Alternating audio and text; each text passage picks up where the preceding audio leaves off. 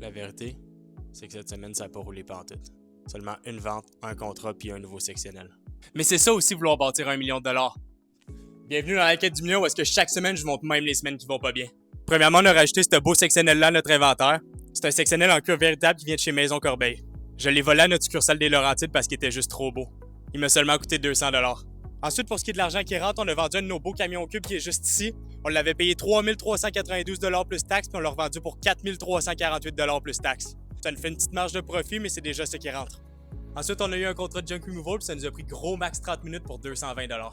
Donc, pour ce qui est du bilan de la semaine, ça nous met à 3592$ de dépenses. Ça l'inclut le camion cube qu'on avait déjà en inventaire, mais on rajoute quand même la dépense sur notre bilan total, versus 4568$ de revenus.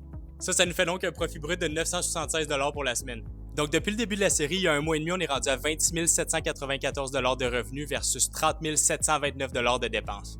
Là, c'est certain qu'en regardant le bilan comme ça paraît comme si on était dans le négatif, mais c'est pas du tout comme ça que ça fonctionne. Faut comprendre qu'au cours de tous les épisodes qu'on a fait, on est allé acheter de l'inventaire, des gros inventaires comme Nuevo, Oiseau, puis ça, c'est de l'argent qui dort. C'est pas des dépenses, techniquement, c'est ce qu'on appelle des actifs de stock. Dans le fond, ces achats-là, ça devient juste des dépenses quand on fait la vente. Avant ça, c'est de l'actif au nom de l'entreprise, donc c'est un plus-value pour la business et non un negative value dans le fond.